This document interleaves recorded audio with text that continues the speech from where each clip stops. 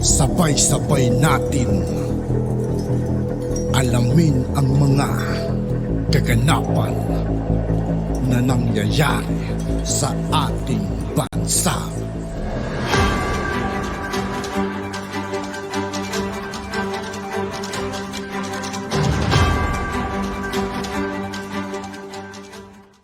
Yo, what's up mga kaibigan? This is I2K po again.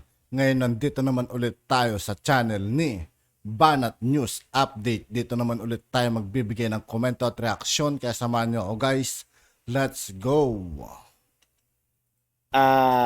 Galit ni, hindi ko alam kung galit ba si Rapi Tulfo o natural niya na yon. Pero yung mga actuations niya, talagang parang galit siya. No? Ang sinasabi niya, nung nakaraang hearing, ay nasabihan siya na gumawa ng batas, no? Na tungkol nga sa pagbawal yung pangongolekta ng PTA. Hindi niya makalimutan yun. Pero ginawa niyang tuntungan yun at ako ngayon ay nag-research at meron na palang batas na pinagbabawal. Pinagbabawal yung pangongolekta. Di basa-basa. Inuunawa ko rin kasi siyempre para mo po tirahin yung isang tao, para mo po sang-ayunan o tirahin, kinakailangan unawain mo kung ano yung sinasabi. No? Inuunawa ko si Tulfo. Ang sinasabi doon, tapos ni-review pa nila, nag-break pa para ma-review din ng chairman yung sponsor si Pia Cayetano, no?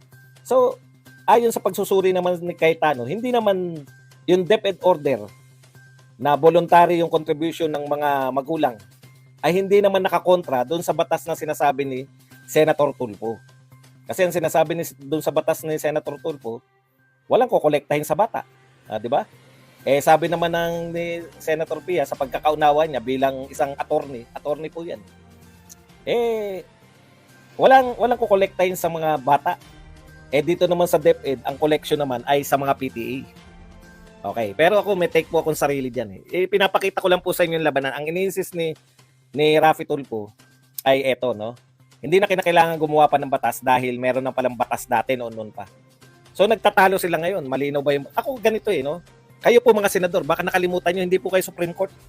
Yung Supreme Court po, ini-interpret lang nilang batas. May dalawang pananaw na ng batas . Yung isa nagsasabi na hindi nakakontra. Tandaan po nyo, voluntary po yung PTA collection. No? Wala pong inuobliga. Ang pinapoint out kasi ni Tulfo, may punto rin naman yung mama. Dahil dyan sa collection na yan, napapahiya pa yung mga bata. Katunayan, nagdala siya ng sangkatutak, ang kapal ng mga pangalan ng mga nagrereklamo sa kanya. Ayan, mamaya puntuhan po natin yan. Isa lang po topic natin, yun lang pong sa depth. Ito lang po, no? Okay. So, may iba kayong interpretasyon . Senador kayo.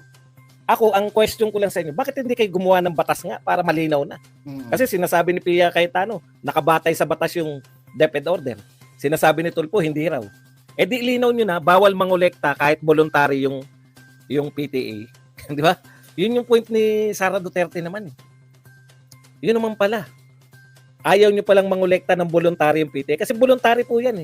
Ako po, sa akin po, wala pong masamang voluntary. Voluntary nga . Ang dami-daming, di ba volunteer work? Di patanggal na rin natin yung angat buhay. Ako, masaya to. Voluntary yan . Nangongolekta sila ng voluntary. Yung ideya po ng voluntary, parang nakakontra po sa compulsory. Ako kasi, may ideya po ako sa DepEd . Hindi po ako nalilate dyan sa mga usapin ng DepEd. Lagi akong nakatutok dyan sa DepEd. More or less, may alam ako sa nagaganap sa DepEd. Bawal talaga. Alam niyo po ba, bawal mangolekta ang teacher? Hindi po nangongolekta ang teacher. Kaya po sa DepEd, ang nangongolekta po ron, PTA. Ang nagbabayad po, PTA din. Mga magulang po ang nagbabayad. Bawal po yun ng mangolekta. Ang dami raw kinolektahan, sabi ni Rapi Tulfo . Pag pinilit mo po yung voluntary, halimbawa may teacher o principal na namilit, pwede po siya matanggal sa pwesto. Mamaya po yung tanggalan sa pwesto, dito po muna tayo, no? Sa legality. Ang pagkakaalam ko po, meron din naman nakalagay, binasa po si Senator Pia, na may batas din po tungkol sa PTA.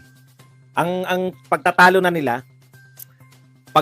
po nila ni Senator Pia, yun bang batas na sinasabi niya, may nakalagay doon na pwedeng mangolekta? Ang sinasabi ni Pia, kung hindi sinabi na bawal, pwede. Kung hindi sinabing bawal, pwede. Kasi nakalagay lang doon, Kaya tinayo yung PTA para makatulong sa school. Wag naman tayo wag naman po tayong maging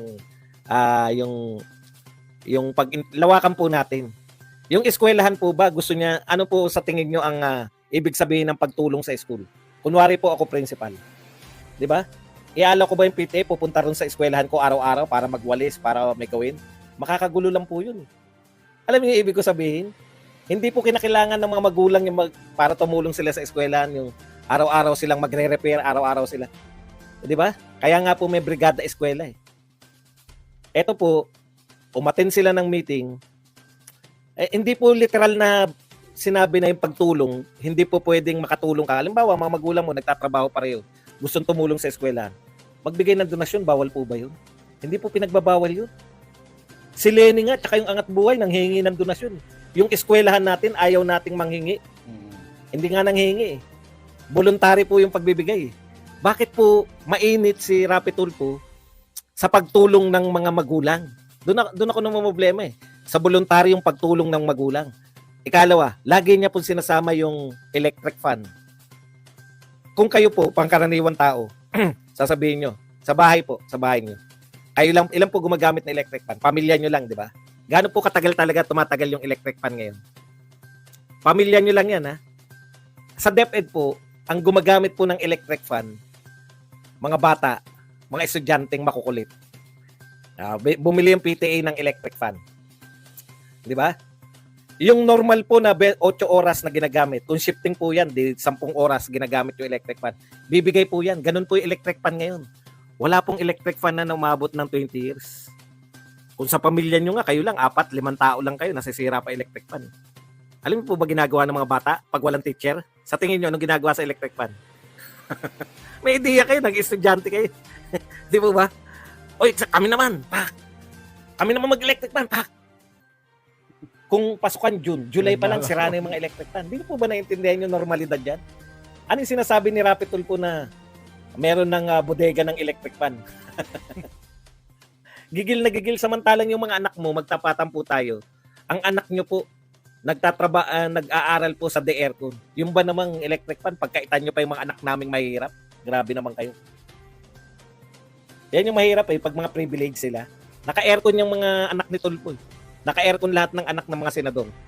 Pagkakaitan nyo ba na mag-contribution yung mga magulang? Kaya alam nyo ba kung bakit electric fan yung naisip nila ng mga PTA? Pag umattend sila ng meeting, init na init sila. 1 oras, 2 oras lang sila sa loob ng classroom. Na-experience nila. No? Na-experience nila. Yung anak ko nga, 8 oras dito. Ganito pala kainit sa room. Kaya lahat po ng umaattend ng PTA, talagang magbibigay ng para sa electric fan. Sino po yung mangal? Yung hindi po umattend. Real talk, di ba? Yung hindi po umaangal, yun po yung mga hindi umaattend ng PTA meeting. Kasi nga hindi ako attend dyan kasi hingi lang na contribution. Okay. Sana tinanggap mo na yung hamon ni Sara Duterte kung talagang mainit ka sa voluntary contribution. Voluntary po yun eh. Voluntary po yung pagko-contribute ng magulang. Sana kung talagang init na init ka, ayaw mong mag-voluntary contribution. Sana gumawa ka na talaga ng batas. O kaya, para saan pa yung PTA? Di ba, ano yung logic? Bakit ka pa may PTA kung hindi naman sila pwedeng tumulong sa school? Bakit pa kayo nagtatayo ng PTA? Huwag na kayo magtayo ng PTA. Pupunta lang kayo rito, makikigulo pa kayo. Alam niyo po ba, isa pa yung PTA sa pinaproblema ng mga principal? Kasi, samahan din yan eh. May mga nag-aaway-aaway din ng mga magulang. Dahil bawal po hawakan ng teacher yung pondo, marami na po kami nababalitaan. Ako nababalitaan na yung mga PTA treasurer, hindi po lahat. No? May pa isa-isa na PTA treasurer na wala na. Tinakbo na yung PTA pera. Problema pa ng ngayon yun, ng principal. Di ba? Ang PTA po para makatulong sa principal eh. Problemahin pa ng principal yun dahil may nagtakbong Kaya nga po pag-isipan niyo po kung ano pong uri ng... Kasi ito, napahiya siya, alam ko eh. Kaya inuulit-ulit niya to eh. Inuulit-ulit niya rin na bakit electric fan taon-taon. Kasi nga, aircon kayo eh. Kaya yung mga kawawang mga bata na hindi makatikim ng init, sobrang init, ayaw nyo pang pag-electric fan. Isa pa. Ito pa isa po. Paulit-ulit niya rin sinasabi, bakit nanghihingi tayo? Merong namang budget para dyan. Alam niyo po, sa totoo lang, may MOA naman daw. Yung ideal kasi yung sinasabi ni Tulfo. Totoo naman po yun, no? Kung babudgetan nyo, sinong principal yung gusto pang manghingi sa mga magulang? Problema mo pa yan, manghingi pa ng pamerienda yan. Sasagutin pa ng principal. Totoo. Kala niya, repair, principal, kami nagagawa ng mga lahat ng sirang electric pan. Ay, sige po, thank you po. O, di ba? Siyempre, nag-aanon loob eh. Hindi ko pa wag na yan. Balik na tayo rito kay Tulfo. Sino po bang principal sa tingin nyo ang tatanggi? Sa pag ganito mga salita lang mga kaibigan, hindi ko, nakikinig na lang ako, hindi na ako nagsasalita.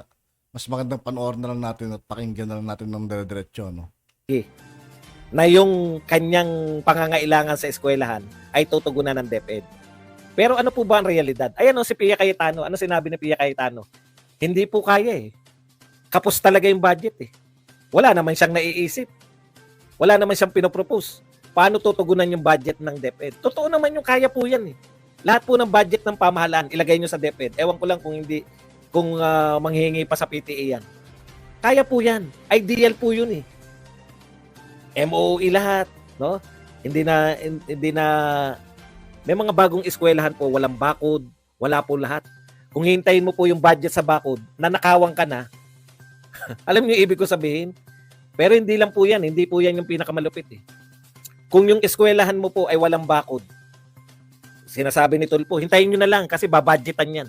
Sabi na nga ni Pia Cayetano, siya yung nagbabudget, kulang. Kulang ang budget para sa mga eskwelahan. Kulang ang budget para sa DepEd. Hindi kayang tugunan ang lahat. So, ibig sabihin, doon po pumapasok yung PTA pag hindi po, walang budget sa bakod eh. Po siya, pinapasok yung bakod mo ng mga outsider. Nangingikil sa mga bata. 2 lang yung gwardiya mo. Ang laki ng eskwelahan. May tumitingin lang sa gwardiya at pag yung isa nakabantay sa gate, yung isa nagro-robing. Pag nasa gate yung gwardiya, pasukan na yung mga outsider, nakapangikil na, bago makabalik yung nagro-robing. Meron na nasapak, meron na nakuhanan ng baon. Realidad yan. Pero hindi kayo pwedeng magtulong-tulong para magkaroon ng bakod. PTA kasi ayaw ni Tulfo. Tapos na. At yun nga po mga kaibigan, dito po nagtatapos ang ating reaction video. Muli ako po si I2K ng Sundalo ng Dunggalo at 811. Maraming salamat sa patuloy na pagsuporta. Peace out.